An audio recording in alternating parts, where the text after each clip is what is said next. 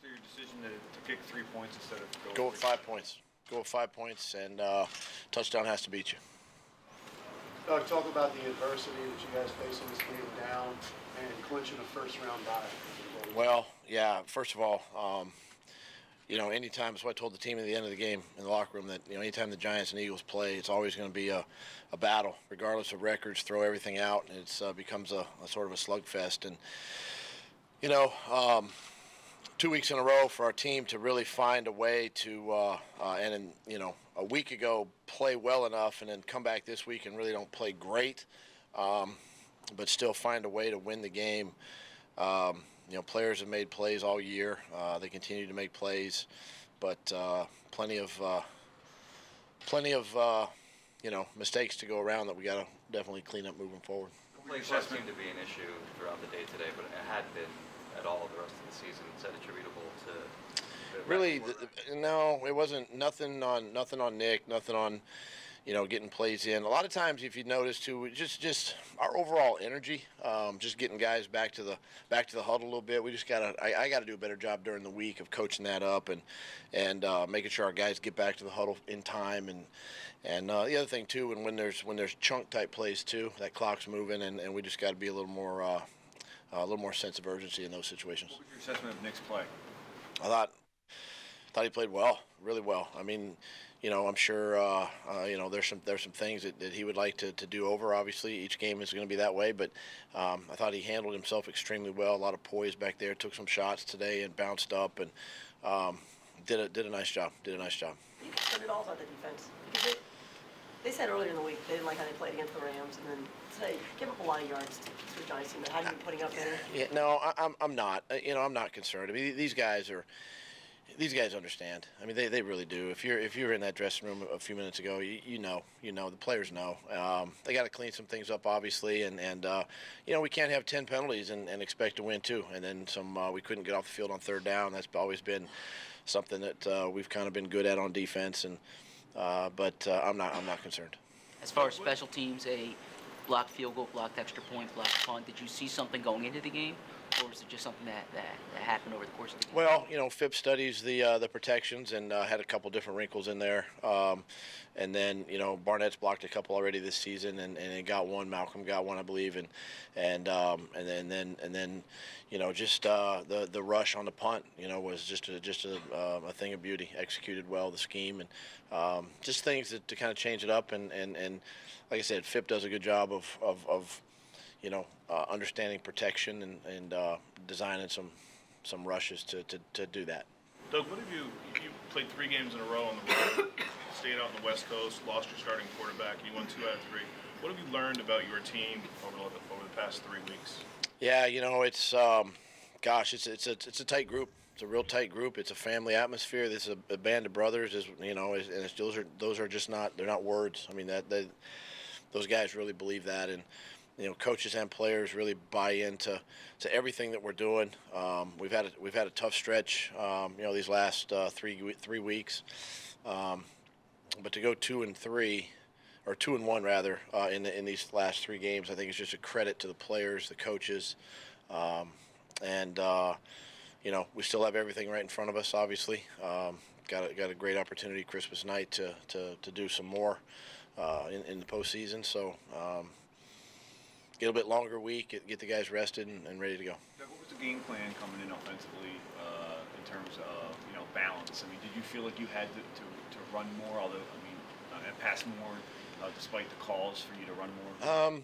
Well, for me going into it and kind of the offensive game plan too was just to continue to do the things we've been doing all season. And we tailored a couple things for Nick, obviously, but in the passing game. But really, I wanted to maintain the aggressiveness offensively.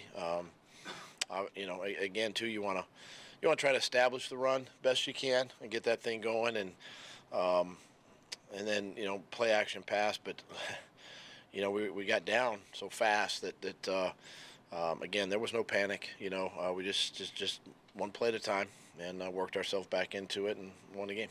As a follow-up to that, it was a 2-touchdown deficit or a 13-point deficit there in the first half. What was the conversation? Were there adjustments made on defense? Did you think you just needed a few more drives? What was that like?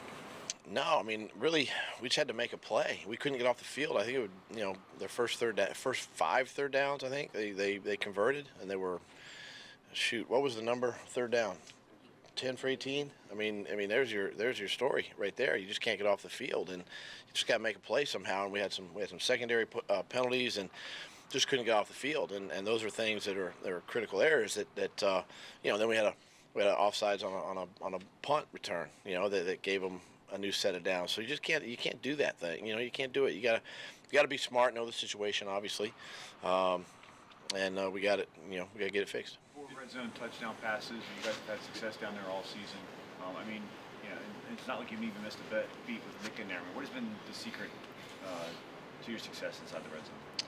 I really don't think there's a secret. I just think it's just the execution of the players. I mean, we spend time during the week on that, and it's been a really an area of focus for us all season long, off season, started in the off season, and through training camp, and you get guys like Alshon and Ertz, and these guys are making plays down there. There are a couple big targets that you can go to. Trey Burton's had a couple of nice games here back to back, and we got to continue to run the football down there. So yeah, it's something that we spend a lot of time on, obviously during the week, and just comes down to the execution of the players. What was the feel like in the locker room and during the game without Carson, who's an MVP candidate? I mean, were there guys looking around saying who's going to lead us, or did Nick fill that role?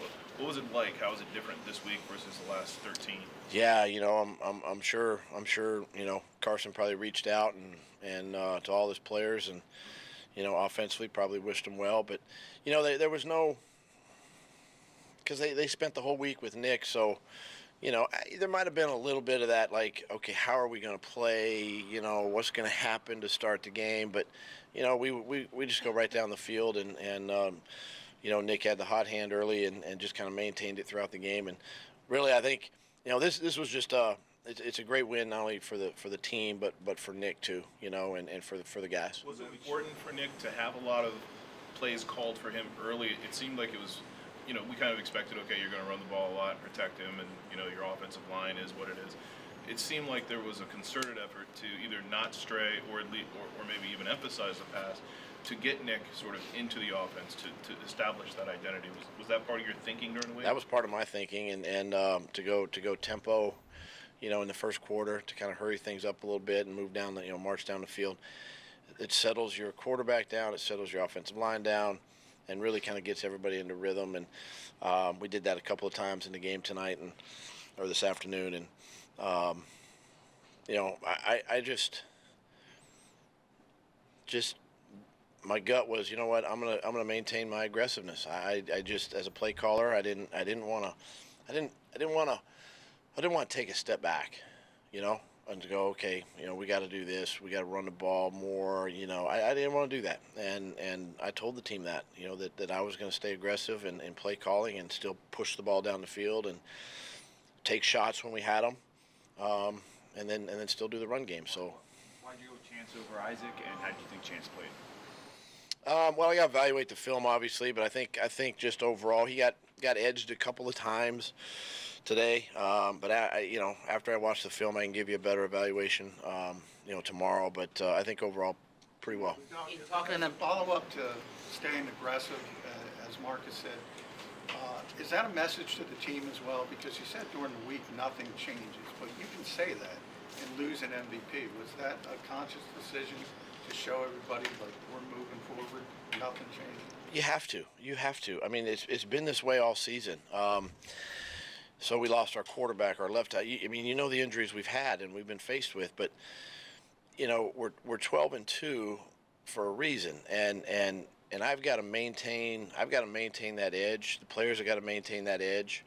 It's too hard to win, in this league, and every team is good. I mean, you saw it today, and I trust the guys. Bottom line is I trust the players. I trust the way we practice during the week, the way the guys prepare, and as a play caller, it gives you a lot of confidence to go in and be aggressive like that. In talking to them after this one, what was the message? Well, the message was, first of all, congratulations, and did the whole thing. We're slowly checking boxes. NFC East a week ago, and then a bye and a home game now. Check the box, but there's still everything's in front of us, and I just challenged them. That we can't play like this and win in the postseason. Obviously, can't play like this and expect to win every week. You got to come prepared. You got to come. When I say prepared, I think from a mental standpoint, that emotion, that sort of sense of urgency and that dominating swagger that you want to see your team come out of the dressing with, and that was kind of the message, today. Happy for the guys again, found a way to win. We hung in there and 12-2. All right. Thanks, Doug.